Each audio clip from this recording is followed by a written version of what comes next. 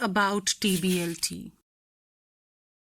To understand why and how TBLT came to be used, one needs to know the various ways in which ideas about language education have evolved over the years. Shifts in language teaching. For a long time, it was thought that knowing the rules of the language would help learners or speakers become effective users of the language. Therefore, language was taught and learned, as it still often is, as a set of structures and a system of rules without an understanding of how these structures were to be used in real life. As a result, learners were unable to use language to communicate effectively. Researchers questioned the centrality of grammar in the teaching and learning of language, as it had become evident that linguistic ability meant much more than just grammatical competence. However, it was also necessary to use grammatically correct sentences to be meaningful at the same time. While it was acknowledged that grammatical competence was essential to the production of grammatically correct sentences, the focus shifted from other aspects of language required to perform a variety of communicative functions such as requesting, advising, inviting, suggesting, etc. This view of language was closely connected with research on how people learnt their languages. Communicative language teaching, CLT and TBLT.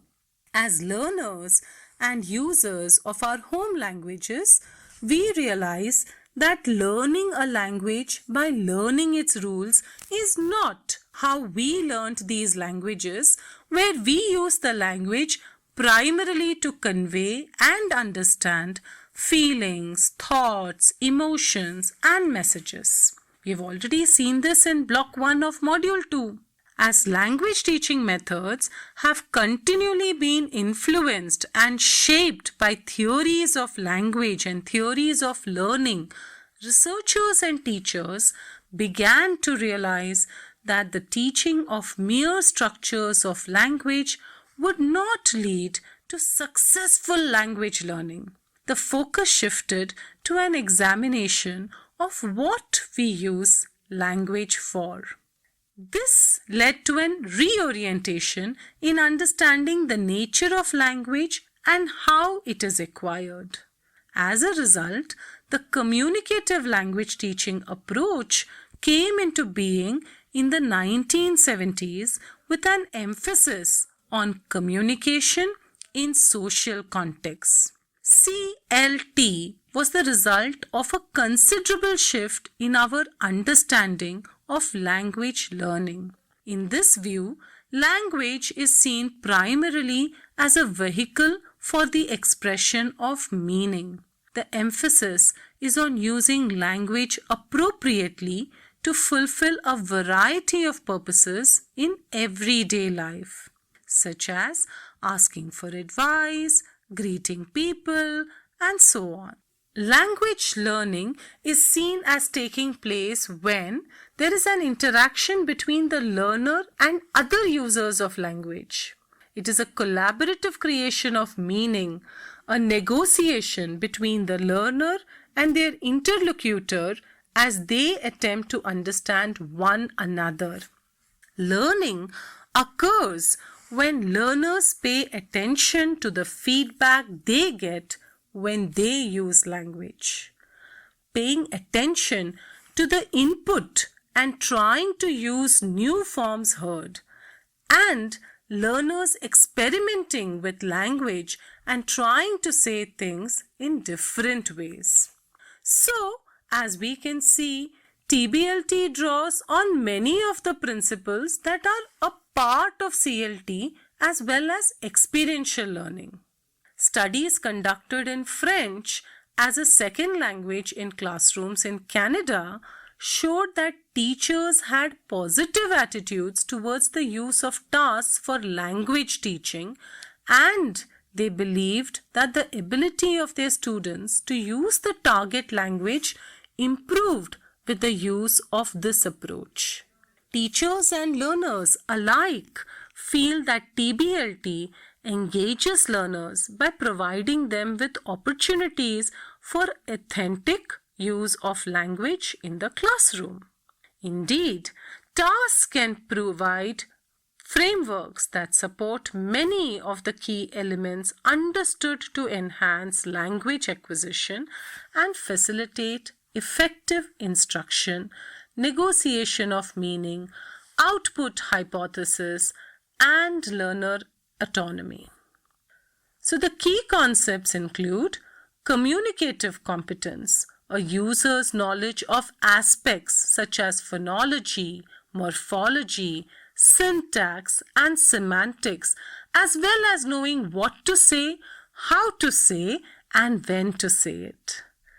It also includes sociolinguistic competence, which is a user's knowledge of rules and conventions which underlie the appropriate comprehension and language use in different social and cultural contexts.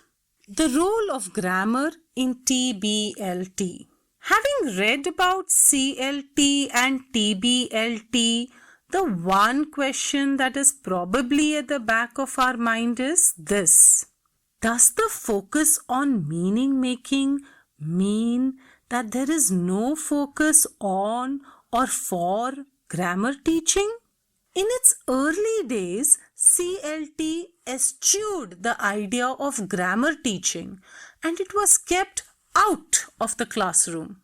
The focus was on the communicative purposes for which language was used, the setting in which the target language would be required, and the roles the learners would assume. Language functions and notions or concepts such as travel, leisure, and history became important. For example, one can greet people in different ways. Hello, how do you do? Hey, what's up? We will see that each of these has a different syntactic structure.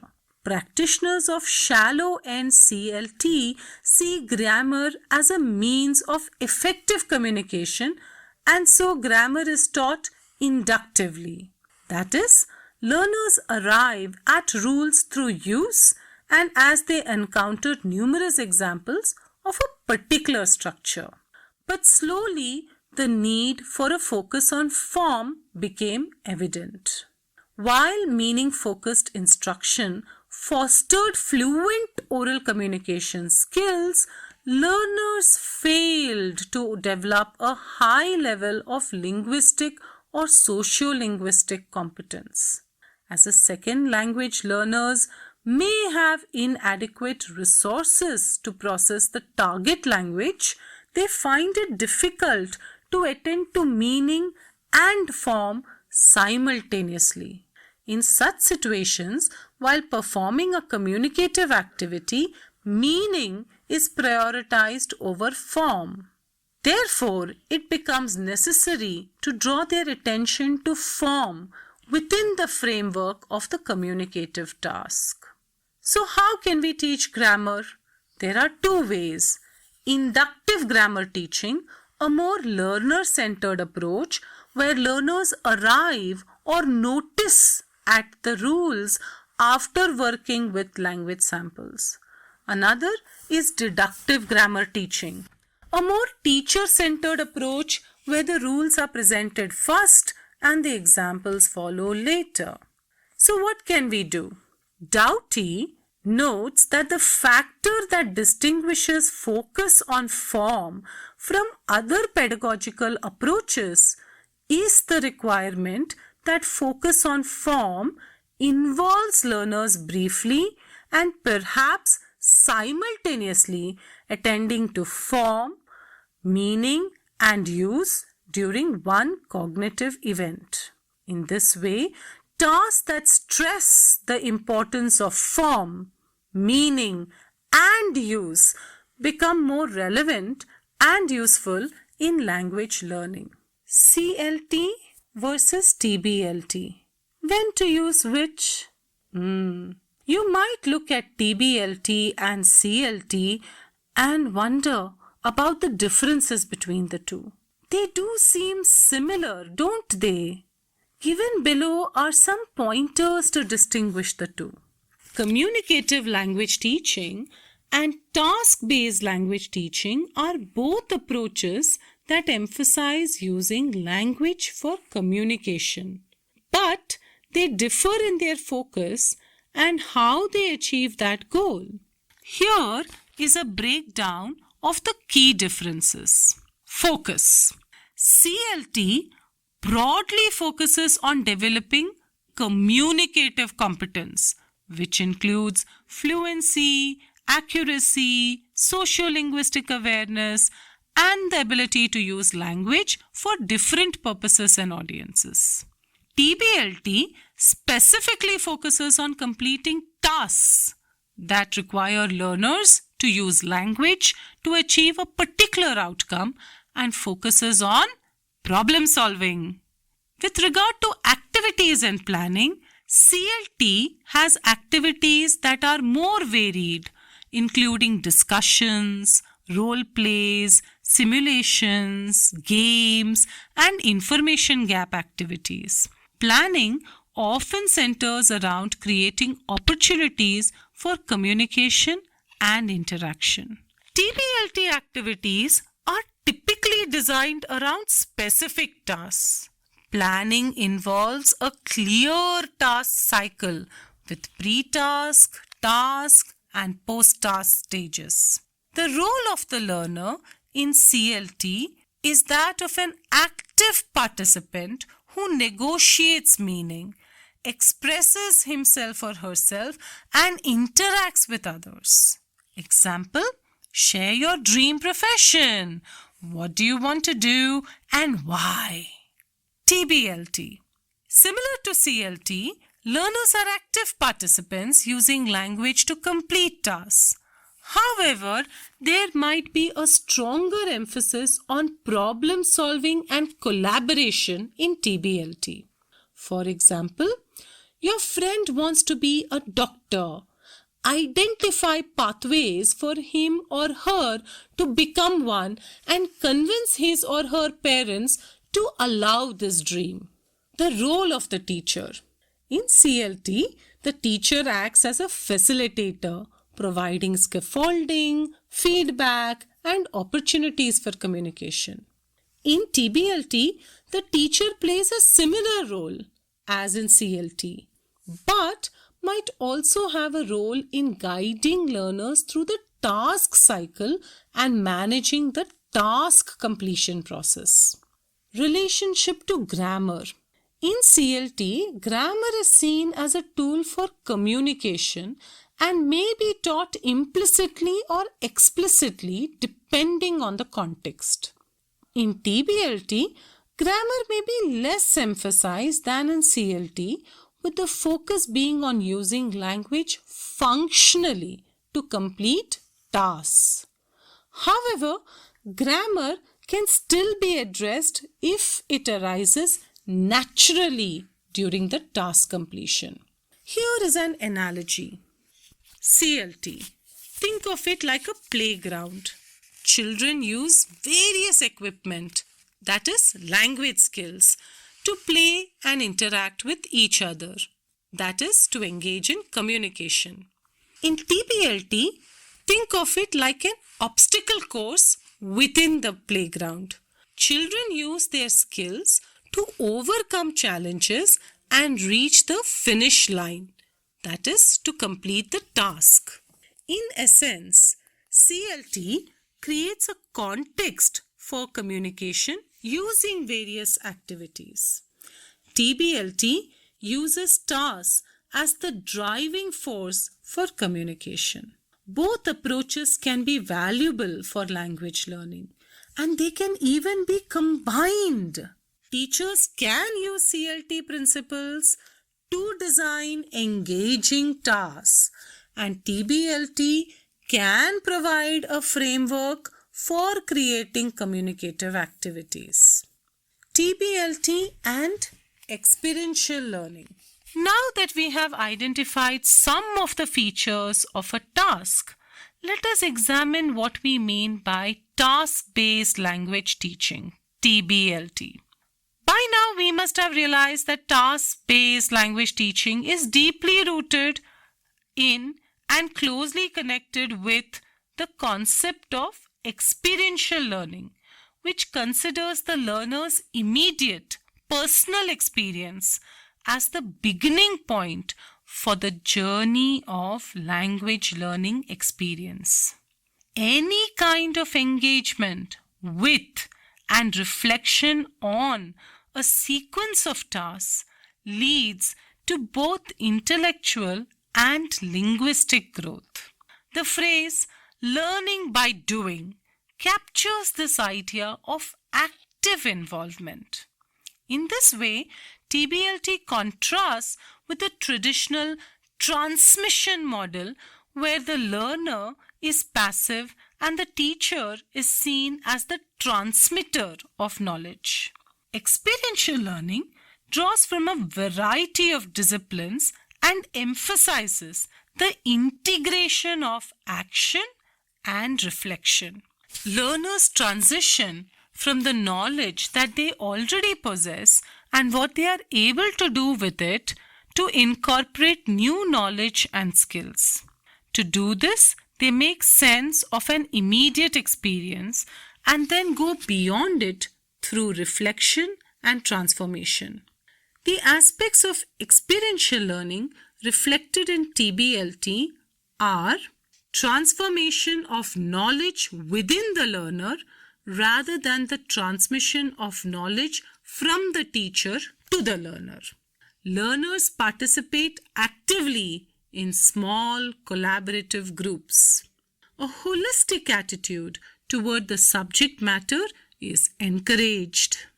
An emphasis is placed on the process rather than the product, learning how to learn, self-inquiry, and social and communication skills. Self-directed learning is encouraged rather than teacher-directed learning. Intrinsic motivation is promoted rather than extrinsic motivation. Experiential learning versus TBLT. When to use which? As we discussed above in the CLT section, TBLT is similar to experiential learning. The question then arises as to why and when to use TBLT. Both approaches emphasize learning by doing and applying knowledge in practical situations. However, TBLT offers some specific advantages within the context of language acquisition. Explicit focus on communication. TBLT tasks are designed to encourage learners to use the language for real-world communication and not just memorization. This helps develop fluency and confidence. On the other hand, experiential learning tasks could have other outcomes such as subject concept learning, etc., and not just be limited to only communication. Non-experiential tasks. As listed in the table between differences between activities and tasks, tasks need not always be experiential, connected to the real world, but could be simulations, etc. Traditional experiential TBLT. Imagine a task where the students plan a vacation to a local tourist destination. They research destinations, create itineraries, and present their plans to the class. This is a classic example, and students gain knowledge and practice language skills through a simulated experience. Non-experiential TBLT tasks. TBLT can also use non-real world scenarios. For example, students might debate a fictional topic like should robots have rights or the world in 3030 on Mars, terror or beauty.